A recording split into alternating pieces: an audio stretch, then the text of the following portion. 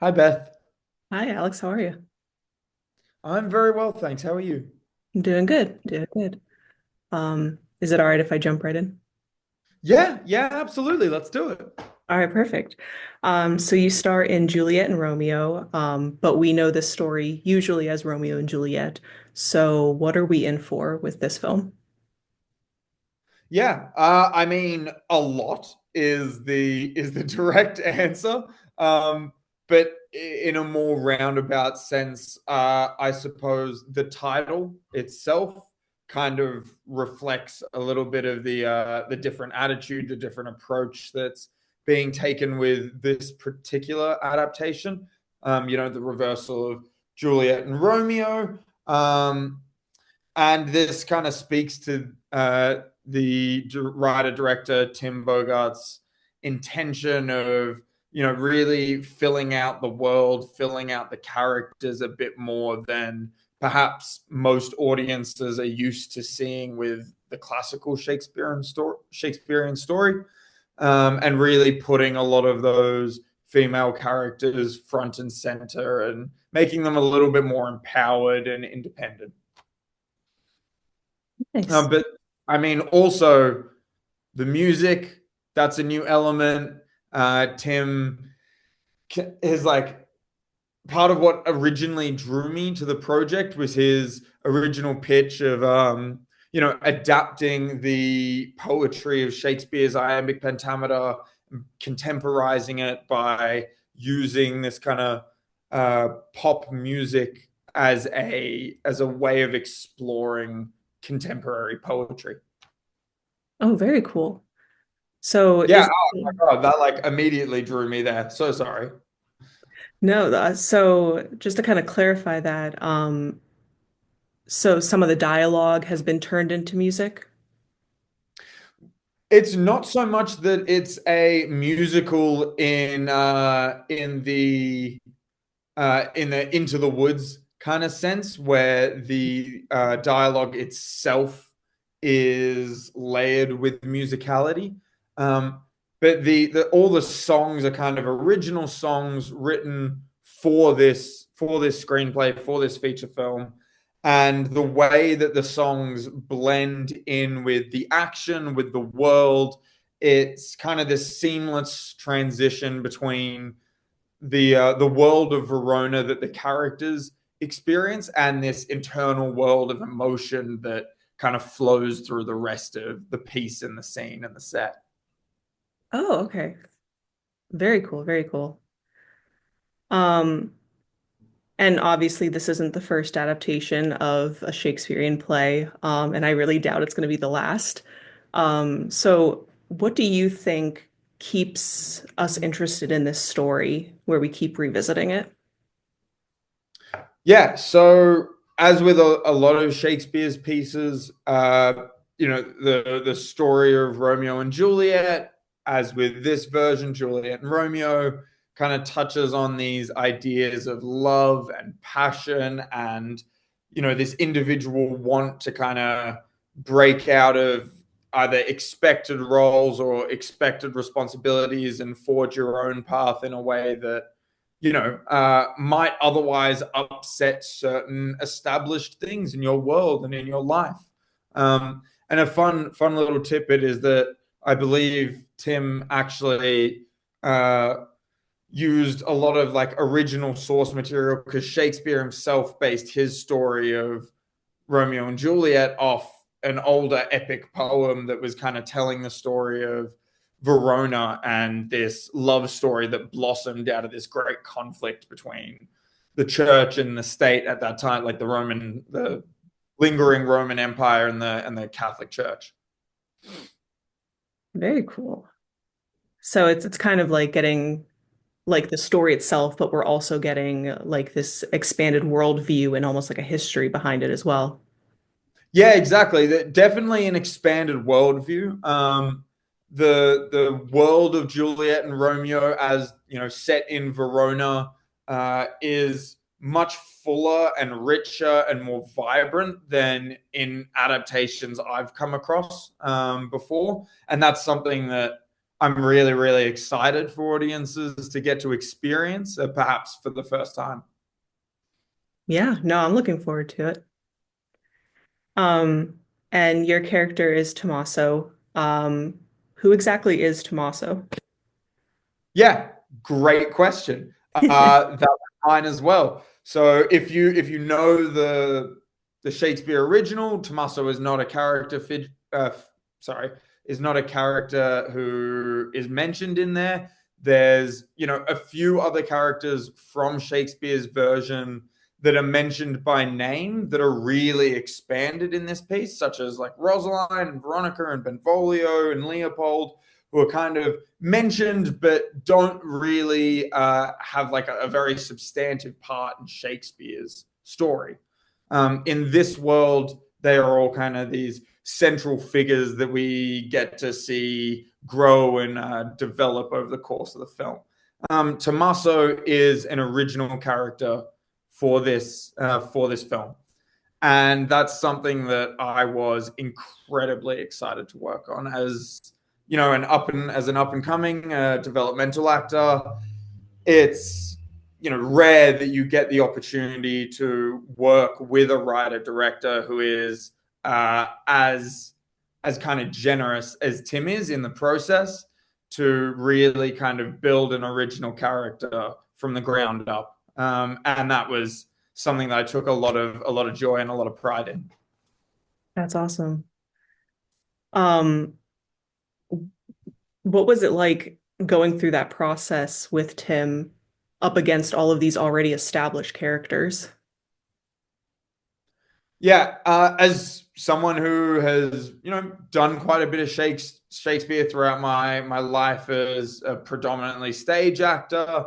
I started acting on stage when I was about 6 years old. So, and as you said before, Shakespeare is a bit of a classic in the theatrical world. So I've come across a lot of these characters before over many, many years.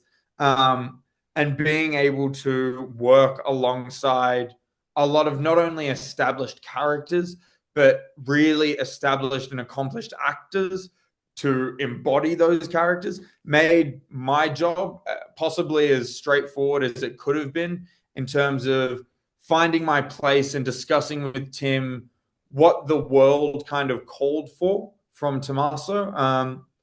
It felt like he was much more warlike, much more aggressive, quick to anger, a very passionate character who, at the start of the film, really, really admires his adoptive cousin Mercutio, and puts his family responsibility above everything else. And as the film kind of goes on, he's inspired by Romeo's passion to question those values that he had held highest throughout his life. And, by the end of the film is left in this kind of conflicted state, still obviously very much giving his loyalty to the Montague name, but wondering where his passion might take him or could take him.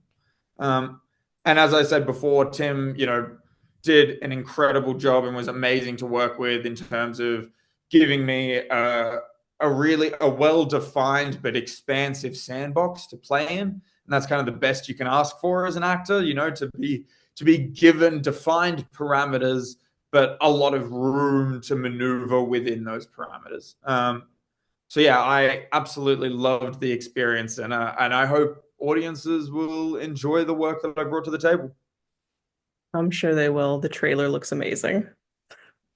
Yeah, oh my God, it absolutely does. The music and the set dressing for this piece, the art design for this film are absolutely mind-boggling. The songs are incredibly catchy. I've had them playing on repeat in my head since we shot the film. And every time a new little clip or something pops up, they come just like rushing back to the front of my mind. That's awesome.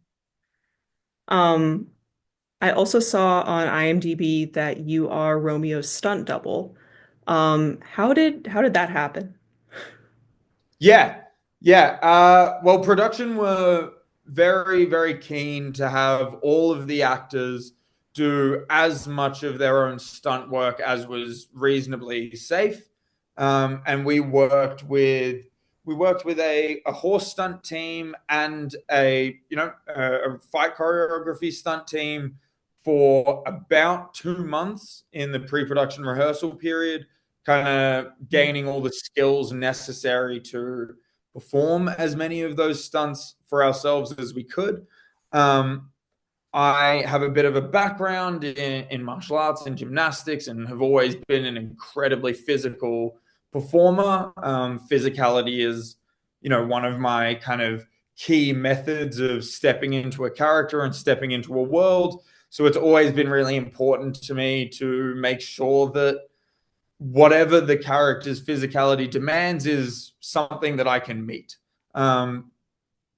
And during this rehearsal process, our Romeo, Jamie Ward, unfortunately injured his ankle quite badly. And we had a stunt double ready for this to do some of the other high falls and stuff like that. That were just beyond the insurance policy of any of the actors. And the production team really, really wanted to make sure that the Romeo doubles physicality for all the fights in particular, where they wanted to be able to show uh, a glancing body shot or kind of hold on a frame for a little bit longer. They wanted to make sure that the physicality was consistent from Jamie through. And I happened to be quite a similar build. And was very, very confident with a lot of the choreography we had already done. Was already working with Dennis, who was Jamie's fight partner for a lot of these scenes. And yeah, Tim and the rest of production came over and gave me a tap on the shoulder one day and were like, would you be interested in playing Romeo's stunt double and doing some of the stunts for him and working more closely with Jamie as an actor to kind of make sure that all that physicality, all the subtleties of his physical performance can be carried through in the stunt work. And I was, yeah, just really, really honored to be offered that opportunity. I love doing stunt work. It's something I do a lot in my off time from acting when you're just trying to fill gaps and keep physical.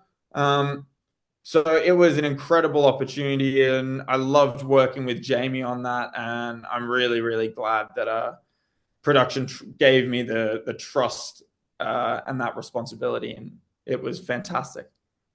That's awesome. Right place and right time, for sure. Yeah, I mean, honestly, I was there and I'd been doing all the training.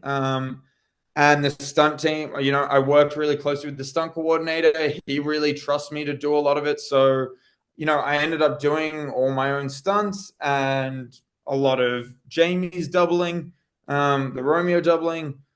And yeah, I feel like yes, it was a combination of hard work meeting opportunity. That's great. Um, Along with this story, there are a lot of costumes and adding stunts and musical numbers and things like that. What was it like having to do all of that in period costume? Yeah. Well, we shot predominantly at night during the Italian winter in the north of Italy, which could get a little bit cold. And I was very fortunate. I absolutely adored my costume team. The costume department did me very, very well. I had a big, thick cloak that weighed, an odd 3-4 kilos. So I was able to kind of slump that over me the majority of the time and try my best to be warm. I've never in my life used there's like particular acting like warm up acting exercises that go something along the lines of like imagine a sun in your chest and radiating light, and I was kind of doing those between takes being like I am warm and I am calm. So that certainly helped. Uh, but it was a lot easier than you might imagine. Obviously, a lot of the art department was led by the incredible Dante Ferretti. So the set dressing of the world, the costumes, all of that simply made the work of the actor that little bit easier, because as soon as you put all the costume on and you step into that set, and it's so vibrant and alive, and there's braziers burning in the corners. It kind of just brought the world to you. And as an actor, that is like the best that you can possibly hope for out of that kind of experience. So yeah, it wasn't as troubling as you might imagine. I think the biggest issue I had was actually during a few of the stunt numbers, where we were trying to fit, like an elbow pad under the costuming, and there's a particular fight scene I have with Paris, who's played by Dennis Andres, and it's during the Capulet Ball, which is a masquerade ball, and Romeo is wearing this kind of elaborate bird mask, that for the life of me did not want to stay in place during choreography. So there were definitely quite a few takes where halfway through I could no longer really see what I was doing, and was really relying on our rehearsal period and the coordination of myself and my fight partner and the timing of everything that we'd worked out. And fortunately, everything went down without a hitch, but that was certainly the hardest part. Well, that's good to hear that it didn't injure anybody. Yeah, yeah, absolutely. I mean, we were also shooting in these like period or like slightly before period accurate castles, and a lot of them had these amazing many 100-year-old frescoes on the walls, and like original flooring and stuff like that. And one of the days before, well, like actually a few minutes before we had to shoot one of these fight scenes, one of the location managers was like, "Oh, we just had the frescoes touched up, and refurbished recently, and that's a process that costs many millions of dollars and a lot of time." And they were like, "You cannot touch the walls or scratch the floors." And PD had brought in carpets and tables and bits and bobs and all of that, but we were like, "Okay, cool. Don't touch the walls. Don't like land on the floors," because we had swords on our hip as well, and that would kind of scratch the floors. So there was a lot of on set adjusting to a few of those things that made it, slightly stressful at times, but always an absolute joy to work around. And what's a little bit of challenge, if not a bit of fun. Right, right. Um, my final question for you is, what do you hope people take away from watching Juliet and Romeo?